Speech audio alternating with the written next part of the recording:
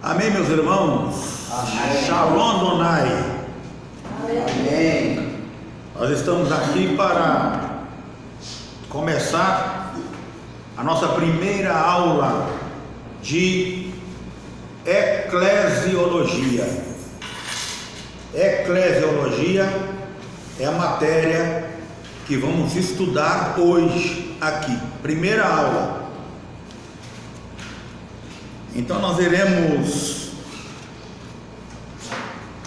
para a nossa introdução, eu desejo boa sorte para todos os alunos, que Deus venha iluminar a nossa mente e abrir as nossas faculdades mentais para nós poder aprender da palavra de Deus, que o Espírito Santo de Deus, ele venha nos ajudar na compreensão da palavra de Deus.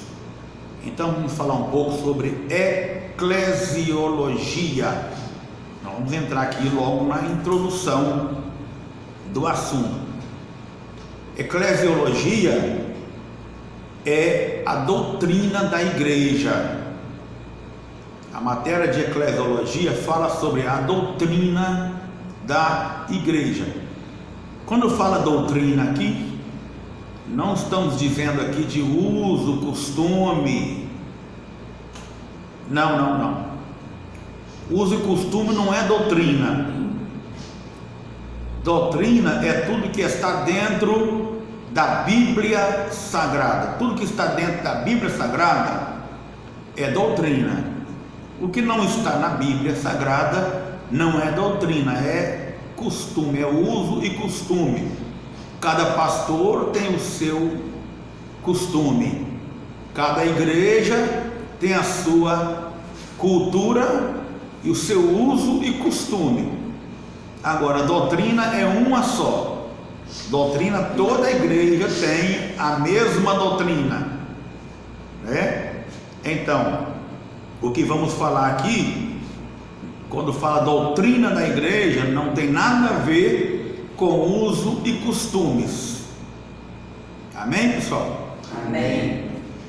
Nós vamos falar sobre doutrinas bíblicas. Então, a igreja é uma instituição especial de Deus, a qual o próprio Senhor Jesus Cristo é a pedra angular. O que é pedra angular? É a primeira pedra que é colocada na construção. Esta é a pedra angular. Se coloca a primeira pedra na fundação, e é dali, daquela pedra, é que vai sair ali a construção, vai nascer ali, é dali que vamos colocar as medidas na construção, é que vamos colocar o esquadro para a construção não sair torta. Então tudo começa pela primeira pedra, a pedra angular. Então esta pedra angular é Jesus Cristo, ele é a pedra angular. E a igreja está edificada no fundamento dos apóstolos e profetas. Ela se manifesta na qualidade de organismo como igreja universal. Igreja universal, aqui eu não estou falando do ministério universal do reino de Deus, não. Estou falando da igreja universal, que é os cristãos que estão espalhados em toda parte do mundo, os cristãos do mundo inteiro. E por que não falar os cristãos também que já morreram, que também faz parte desta igreja universal, é o povo cristão em geral. Então, ela está na qualidade de organismo, como igreja universal, e como igreja local, na qualidade de organização. Mais embaixo nós vamos falar mais detalhadamente sobre isso. Então vamos definir aqui a palavra igreja, porque a palavra igreja deriva-se do vocábulo grego eclesia. O vocábulo grego aqui, eclesia, que designava reunião, aqueles chamados para fora. A palavra ek, tirados, significa tirados ou extraídos para fora. E a palavra clesia,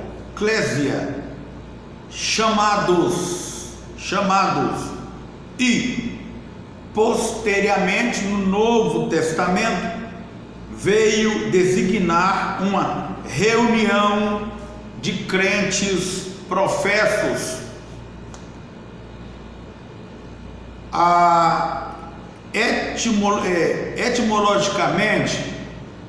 Etimologicamente significa assembleia de chamados para fora. O termo era usado para descrever um corpo de cidadãos corporais e fisicamente reunidos com a finalidade de discutir o assunto de sua cidade. Este é o sentido em Atos capítulo 19, versículo 39, onde está traduzido por assembleia. Este é o sentido real de igreja, da igreja de Cristo, escrito em toda a Bíblia: pessoas, corpo, membro.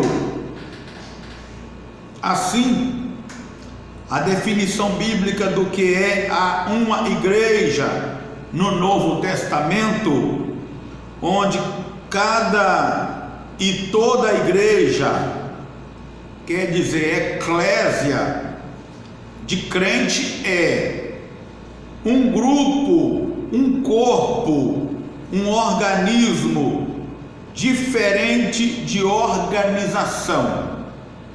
Então, quando diz aqui a palavra eclésia, uma eclésia de crentes, uma eclésia de crente é um grupo, ou mesmo um corpo, ou mesmo um organismo diferente de organização.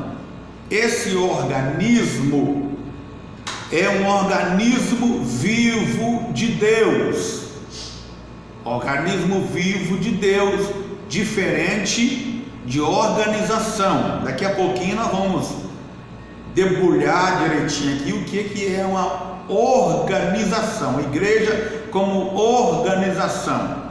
Agora estamos falando aqui um pouquinho, uma introdução sobre igreja como organismo, né? Pessoas que já foram salvas do caminho do inferno, e o Espírito Santo já as chamou para fora de quê? Para fora do mundo, para fora do pecado. Então, a palavra eclésia significa chamados para fora do mundo e para fora do pecado. Os membros de cada igreja se reúnem fisicamente e corporalmente uma ou mais vezes por semana, sob a liderança de um ancião,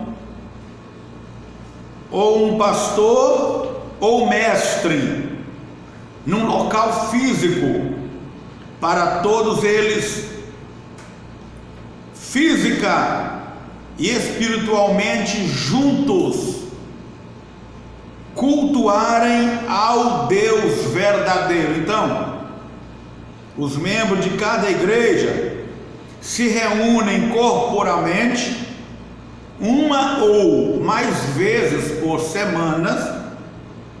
Eles reúnem fisicamente ou espiritualmente juntos, tanto fisicamente como espiritualmente juntos, para cultuarem ao Deus verdadeiro, o Deus da Bíblia, o Deus da Bíblia, e tendo os objetivos de proclamar e expandir o Evangelho de nosso Senhor Jesus Cristo, o Cristo de Deus. Então, quando a eclésia se reúne, nós, a eclésia, nos reunimos para cultuar a Deus fisicamente e espiritualmente, e juntos proclamar e expandir o Evangelho. Lembrando aqui que a palavra Evangelho significa boas novas. Então nós nos reunimos para proclamar boas novas de salvação, as boas novas do Senhor, do nosso Salvador Jesus Cristo, o Cristo de Deus. A igreja, no sentido genérico religioso, tem várias acepções ou usos, dependendo do contexto. Dependendo do contexto, a igreja, no seu sentido genérico religioso, tem várias acepções ou usos, dependendo do contexto. Vamos ver. Em primeiro lugar, e mais elementar, se refere ao conjunto, reunião, congregação ou assembleia de cristãos. Então, em primeiro lugar aqui, ela se refere ao conjunto, um conjunto de pessoas, ou uma reunião, ou uma congregação, ou uma assembleia de cristãos. Segundo lugar aqui, pode designar de forma geral. De forma geral, ela é chamada de igreja universal, porque é de forma geral, não é de forma local, composta por todos os cristãos de todos os tempos e lugares. A igreja universal, ela é composta de todos os cristãos de todos os lugares, independente de placa, de denominação. Todas as igrejas, seja ela Assembleia de Deus, Batista, Maranata, Metodista, Igreja da Graça, Igreja Mundial, Igreja Universal, Igreja Deus e Amor, Igreja Presbiteriana, Igreja Cristo Vive, todas elas, todas, Maranata, todas fazem parte dessa igreja universal, que é os cristãos que estão espalhados em toda parte do mundo, em todos os lugares. Em terceiro lugar, pode designar um conjunto particular de cristãos de uma cidade ou localidade, como vemos nas diversas cartas do Novo Testamento escrita para uma igreja em uma localidade. Então aqui fala de uma igreja local, né?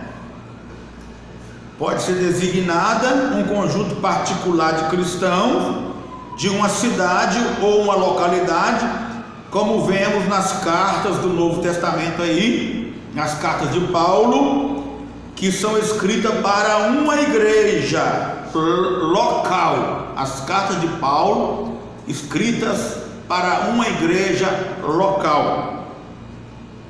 Em quarto lugar, pode se referir também a uma denominação ou uma seita cristã, onde seus fiéis ou membros formam uma comunidade ligada pelos mesmos laços de doutrina, de fé, e submissos a uma determinada liderança local ou mundial. Assim nós definimos o que é uma igreja, tanto universal quanto local. Muito bem, vamos passar para a página de número 2. Em quinto lugar, como desdobramento histórico da anterior, pode designar uma instituição organizada, formal e civilmente separada ou não do Estado. Uma organização civilmente separada ou não do Estado, dependendo do país e época. Dependendo do país e época. Por último, igreja pode se referir ao prédio de reunião e culto cristão, por extensão da igreja, enquanto pessoas que congregam naquele local. Todas estas acepções do termo igreja, do cristianismo são legítimas e usadas normalmente nos diferentes ramos e denominações. Esta é só uma introdução para nós começar a entrar no assunto na página de número 3. E nós vamos agora entrar aqui continuar falando de eclésia, igreja, os chamados para fora. Capítulo 1. Nós vamos fazer um resumo aqui da verdadeira igreja de Deus durante as 7 dispensações. Um resumo da verdadeira igreja de Deus durante as 7 dispensações. Vale a pena lembrar aqui, fazer uma ressalva que no Antigo Testamento não se menciona a palavra igreja. O Antigo Testamento nós não vamos achar mencionado lá no Antigo Testamento a palavra igreja. A igreja lá está mencionada como povo de Deus e outras menções que mais embaixo na apostila nós iremos estar estudando sobre isso, ok? Então, a palavra igreja ela só veio a existir na quinta dispensação o próprio Jesus Cristo. O próprio Jesus Cristo, ele foi a primeira pessoa a mencionar a palavra igreja no Novo Testamento, quando ele disse assim: sobre esta pedra edificarei a minha igreja. Então a igreja é de Jesus. Amém? Então vamos falar sobre, na primeira dispensação, a igreja na primeira dispensação está em Gênesis 2, versículo 25, que vai dizer assim: e ambos estavam nus, o homem e a mulher, e não se envergonhavam. Esta dispensação durou da criação do homem até a queda. Apenas Adão e Eva formavam a igreja verdadeira de Deus na terra. Olha que coisa interessante. Apenas duas pessoas formavam a igreja de Deus na terra, que era Adão e Eva. Agora me faz lembrar o porquê o Senhor Jesus diz assim: olha, onde estiver 2 ou 3 reunidos em meu nome, eu farei presente no meio deles. Oh, glória. Adão e Eva estavam lá no jardim, era só 2, só o casalzinho, Adão e Eva, mas Deus estava presente ali no meio. Estava presente, todo dia o Senhor estava ali com eles. Então, Adão e Eva representavam a verdadeira igreja de Cristo. Por que verdadeira? Porque existe igreja falsa, existe a verdadeira e existe também as igrejas falsas. Existe a igreja comprometida com Deus e a igreja apostatada de Deus. Então, olha só, né? E ambos estavam nus, o homem e a mulher, e não se envergonhavam. E não se envergonhavam. Por quê? Que eles estavam nus e não se envergonhavam. É porque eles não tinham noção de si mesmo. Eles só tinham noção de Deus. Adão e Eva só tinham noção de Deus. Eles não tinham noção de si mesmo. Por isso estavam nus e não se envergonhavam.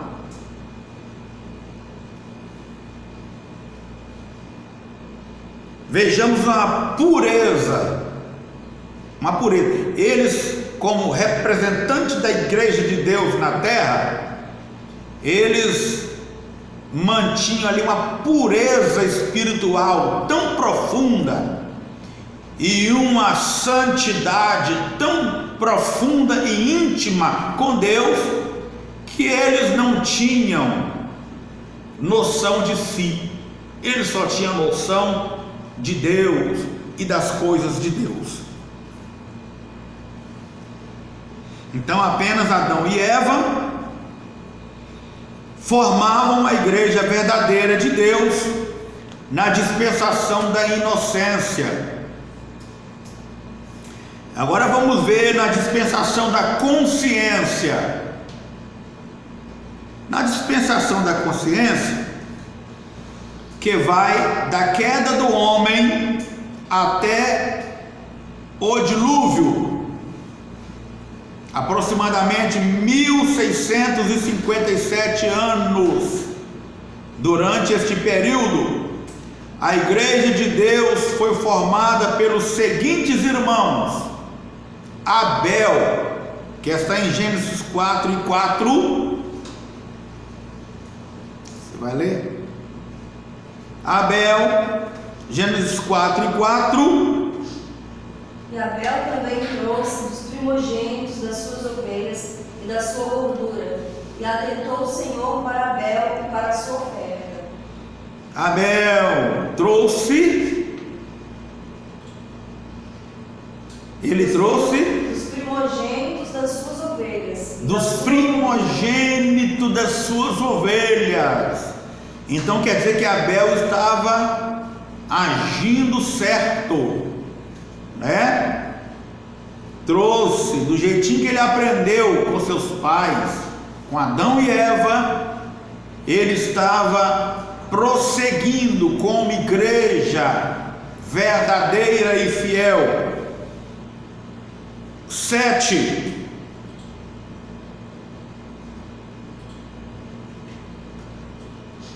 Gênesis 4:25. E tornou Adão a conhecer a sua mulher, e ela deu à luz a um filho, e chamou o seu nome Sete, porque disse ela: Deus me deu outro filho em lugar de Abel, porquanto Caim o matou.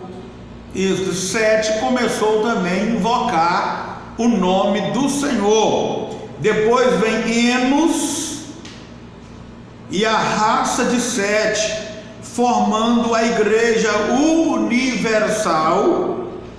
Não precisa de ler não. Noé, sua esposa, seus 3 filhos e 3 noras formavam a igreja formaram a congregação de Deus nos dias do dilúvio. A congregação de Deus, que vai estar lá em Gênesis 7 e versículo de número 7. Então está aí um resumo da verdadeira igreja de Deus na segunda dispensação, que é a dispensação da consciência. Que esta verdadeira igreja, ela foi formada, ela era apresentada, né? Melhor dizendo, por Abel, Sete, Enos e a raça de Sete, que formava aí a igreja universal. Noé e sua esposa, seus 3 filhos e 3 noras formaram a congregação de Deus nos dias do dilúvio. Muito bem. A terceira dispensação, que é a dispensação do governo humano, que vai do dilúvio ao chamado de Abraão, aproximadamente 427 anos. Durante este período, parece que os descendentes de Noé se misturaram com o pecado na Torre de Babel. Encontramos a igreja de Deus representada por Abraão apenas. Nós encontramos agora, na dispensação do governo humano, o povo tudo corrompido, todos os povos corrompidos, e agora Somente uma pessoa formava a igreja de Deus, onde Deus achou graça, nele, representado aqui por Abraão. Noé viveu 360 anos depois do dilúvio e fez parte da igreja de Deus.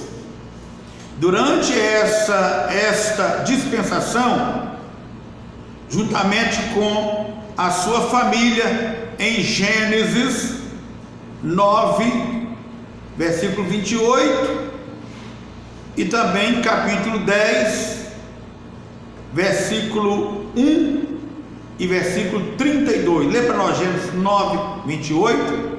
E viveu Noé depois do dilúvio 350 anos, e foram todos os dias de Noé 950 anos, e morreu. Capítulo 10, versículo 1. Estas, pois, são as gerações dos filhos de Noé: Sem, Cão e Jafé. 32. Estas são as famílias dos filhos de Noé, segundo as suas gerações, nas suas nações, e destes foram divididas as nações da terra depois do dilúvio. Amém. Então vemos aí um resumo da verdadeira igreja na dispensação do governo humano. Vamos ver aí na quarta dispensação, que se chama dispensação patriarcal, que vai do chamado de Abraão até o monte Sinai, a duração de 600 anos. Durante este período, a igreja de Deus foi representada por Abraão, Sara, Isaque, Rebeca, Eliezer, Jacó, Raquel, Lia, José e seus irmãos, e por fim, uma congregação com 75 crentes. Desceram ao Egito.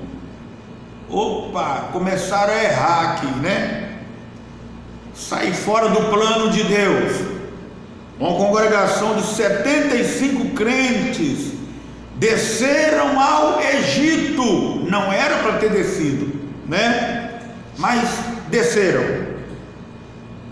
Após 400 anos, esta igreja saiu do Egito com uma congregação de aproximadamente 6 milhões de homens, fora mulheres e crianças.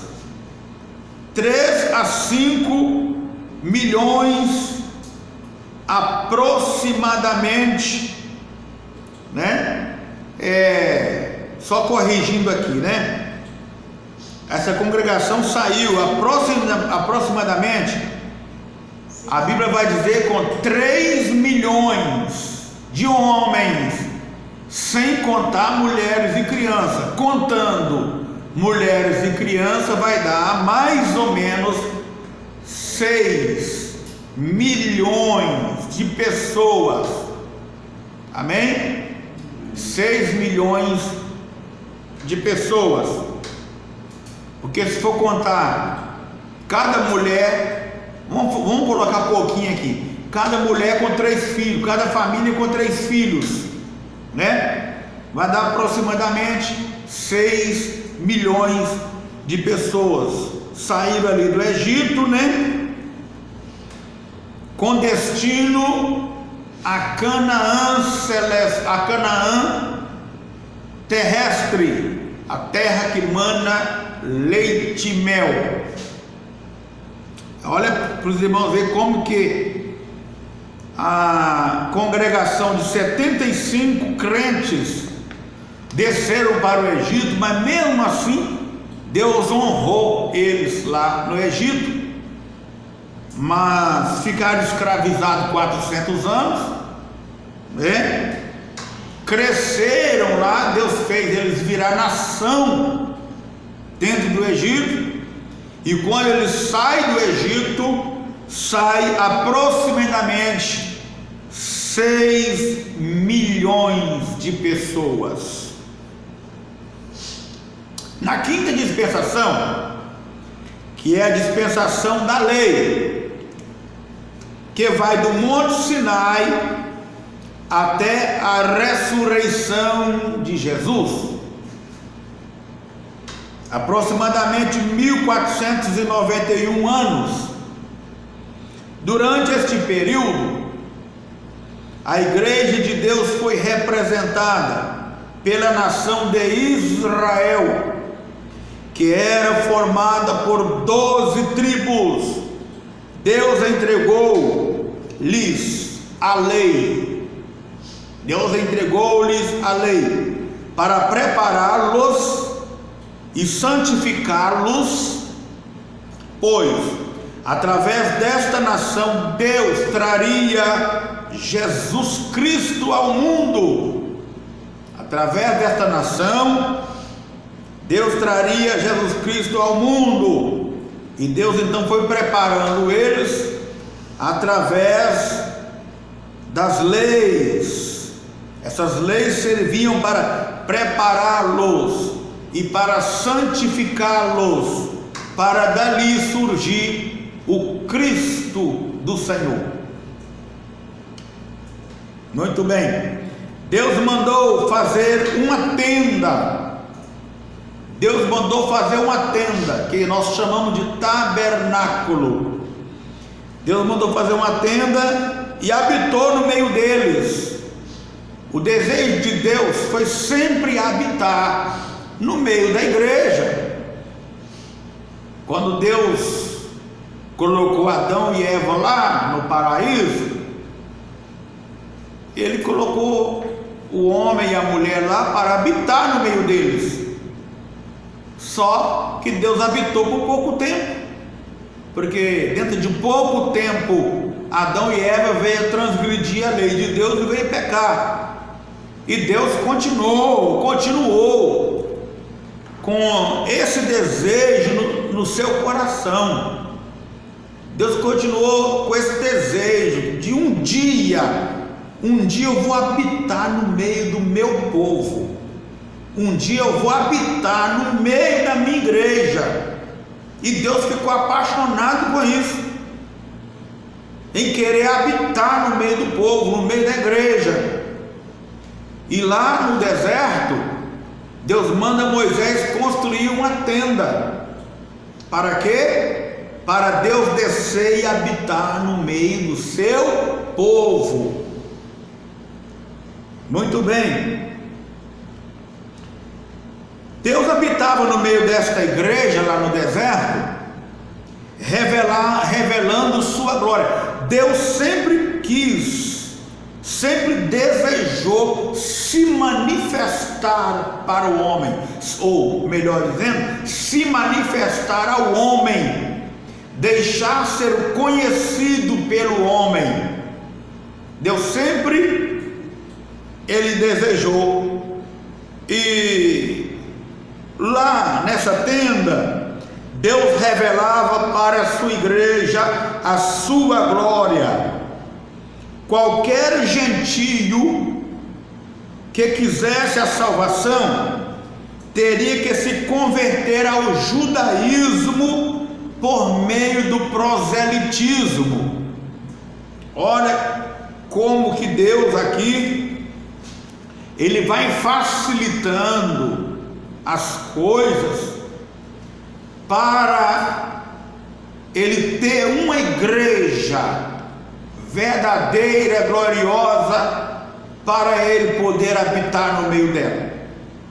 Os gentios não eram povo de Deus, eram gregos, não eram povo de Deus, mas Deus criou um meio ali dos gentios se converter ao judaísmo por meio do proselitismo, porque através do sangue de animais que eram feitos a expiação dos pecados, ali no altar de sacrifício, onde era feita a expiação dos pecados, tanto dos judeus quanto dos prosélitos, porque os gentios convertidos ao judaísmo por meio do proselitismo eram chamados então de prosélitos, até que Jesus viesse ao mundo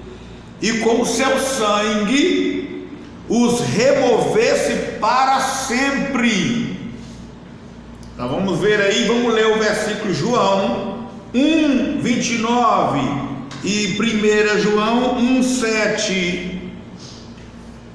No dia seguinte, ou seja, em João 29. Isso. No dia seguinte viu João a Jesus, que vinha para ele e disse: Eis o Cordeiro de Deus que tira o pecado do mundo. Eis o Cordeiro de Deus que tira o pecado do mundo. 1 de João 1:7.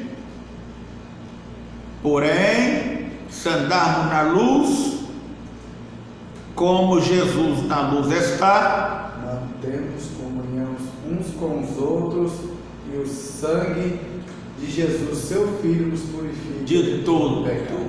Não é de alguns, é de todos os pecados. Isto aí.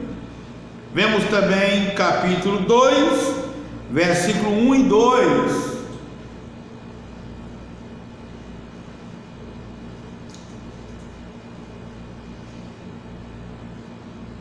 João 2:1-2. Meus filhinhos, estas coisas vos escrevo para que não pequeis. E se alguém pecar, temos um advogado para com o Pai, Jesus Cristo justo. E Ele é a propiciação pelos nossos pecados, e não somente pelos nossos, mas também pelos de todo o mundo. Pelo de todo o mundo. Hebreus 9:22.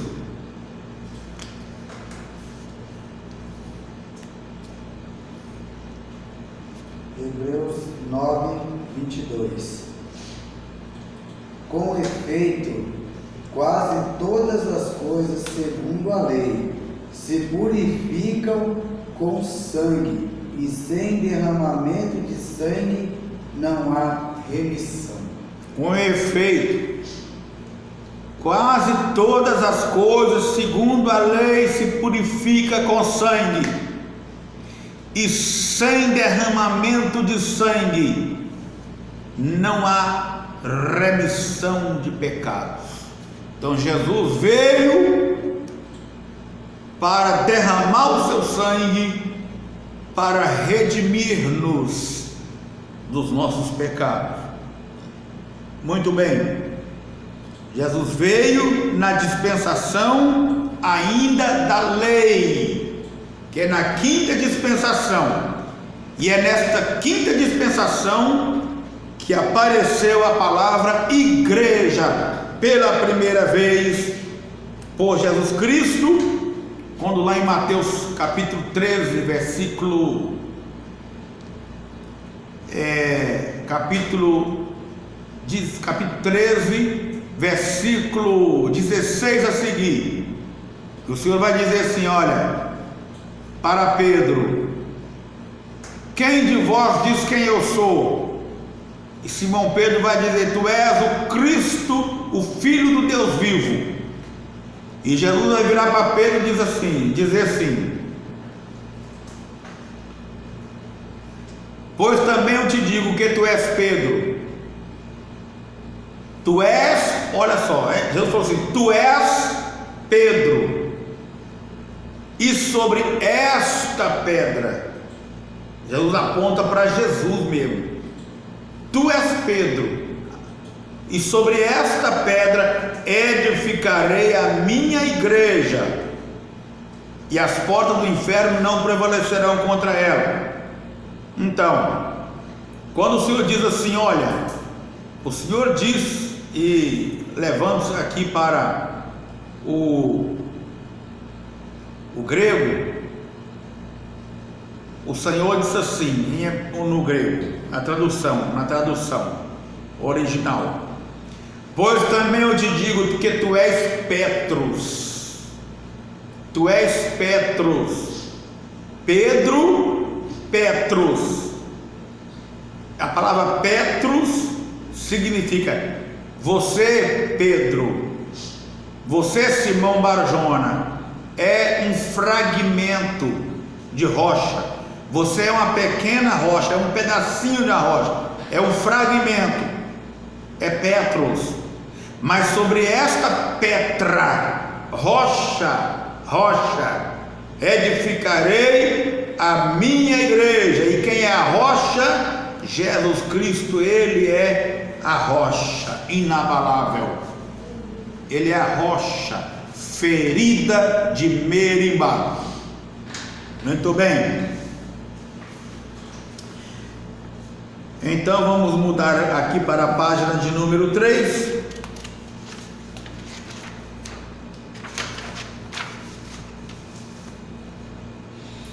Aí vem a sexta dispensação.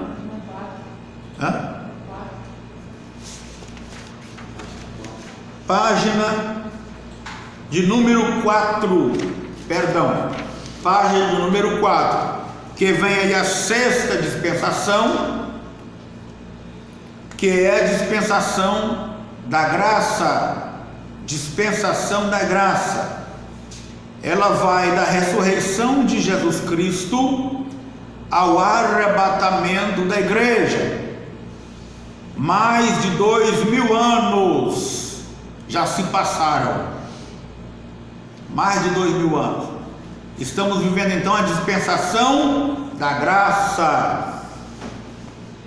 Ela deu-se o início da verdadeira igreja de Jesus Cristo no dia de Pentecostes, com aproximadamente 120 crentes.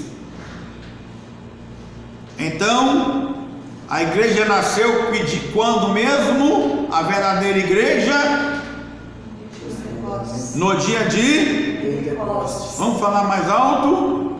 No dia de Pentecostes. No dia de Pentecostes. Isto. Então, no dia de Pentecostes, a igreja foi inaugurada. Aleluia. E ela foi fundada por Jesus. Ela foi fundada por Jesus e foi inaugurada pelo Espírito Santo de Deus. Amém? Amém. Quando o Espírito de Deus, vamos ver, irmãos, Atos 2, versículo 1, prepara aí, 120 crentes estavam reunidos. Depois esta igreja se espalhou. Vamos primeiro ver aqui Atos capítulo 2, como foi a inauguração da igreja? 1 a 4. E cumprindo-se o dia de Pentecostes, estavam todos concordemente no mesmo lugar. E de repente veio do céu um som, como de um vento veemente e impetuoso, e encheu toda a casa em que estavam assentados.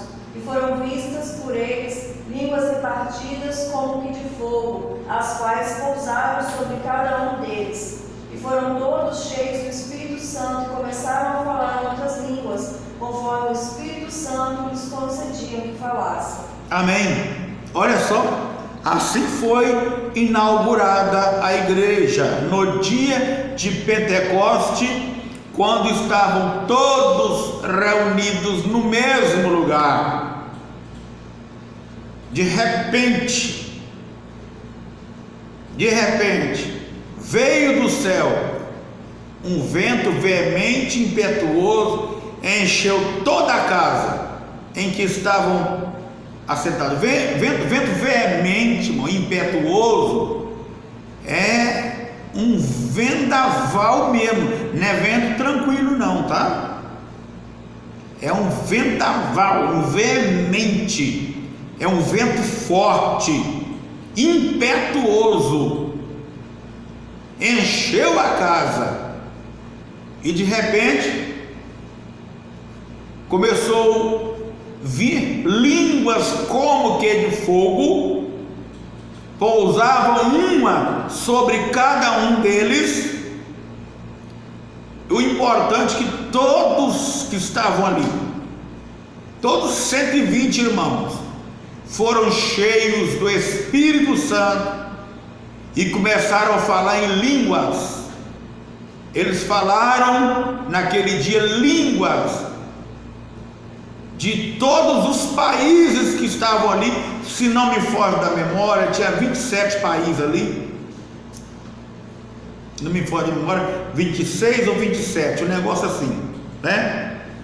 Estavam ali e os apóstolos falaram na língua de cada um deles para cumprir a profecia, que por lábios diferentes e por línguas estranhas todos ouviram falar do Evangelho de Cristo. Então, foi no dia de Pentecoste. O que é Pentecoste? Às vezes nós somos pentecostais e nós não sabemos o que é Pentecoste, né? Às vezes nós pensamos que Pentecoste é ser povo barulhento, fazer barulho, né? Às vezes nós achamos que ser Pentecoste é ficar pulando e rodopiando na igreja. Isso não é a realidade de Pentecoste. Pentecoste significa 50 ou 50. Por quê? Significa 50 ou 50? Porque a festa do Pentecoste acontecia 50 dias após a Páscoa. Jesus morreu na Páscoa, não foi isso? Jesus morreu ali, quando estávamos ali na celebração, na véspera da Páscoa, um dia depois da Páscoa, né? Ou antes, né? Jesus morreu ali, na véspera ali da Páscoa. Morreu, foi sepultado, foi ressuscitado. Vem comigo. Jesus passou 40 dias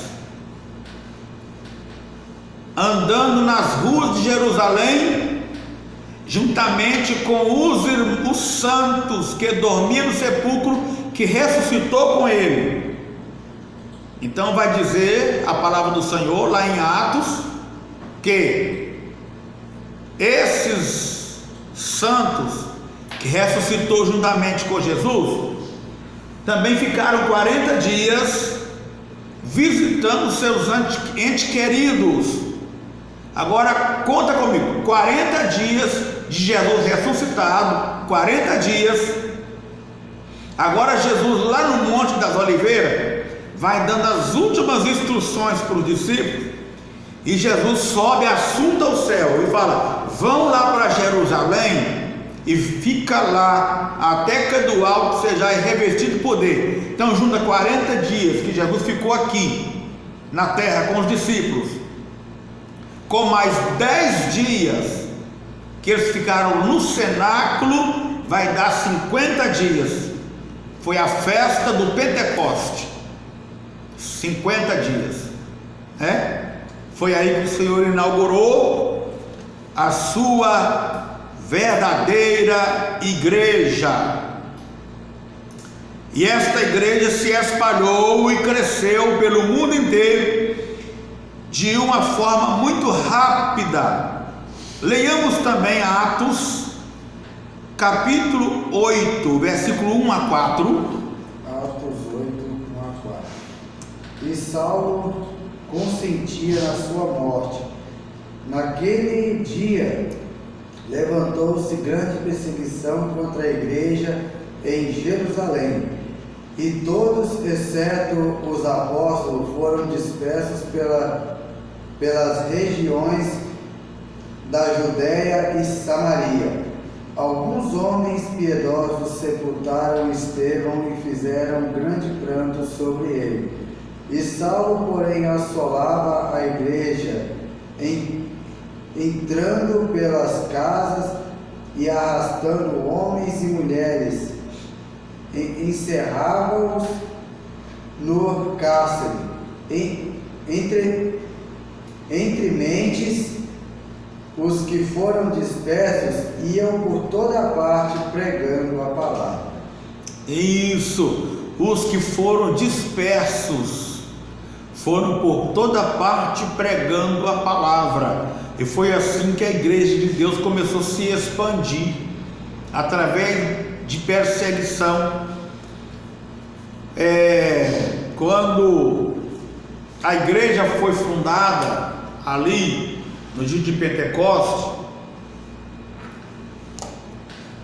quando Jesus falou assim, olha, quando os anjos disseram assim, olha, do mesmo modo que ele subiu, ele há de voltar. Os irmãos pensavam que ele ia voltar naqueles dias, e é por isso que eles vendiam as suas propriedades e fazendas e distribuía os seus bens aos pobres, e eles ficaram juntos ali, unidos em um só lugar, morando ali, todo mundo reunido num só lugar, porque eles esperavam que Jesus ia voltar naquela época. Mas chegou um momento que as condições foi diminuindo e o dinheiro foi acabando, e alguns irmãos começaram a passar necessidade. Os ricos sustentavam os mais pobres, mas chegou um tempo que ninguém estava podendo sustentar mais ninguém.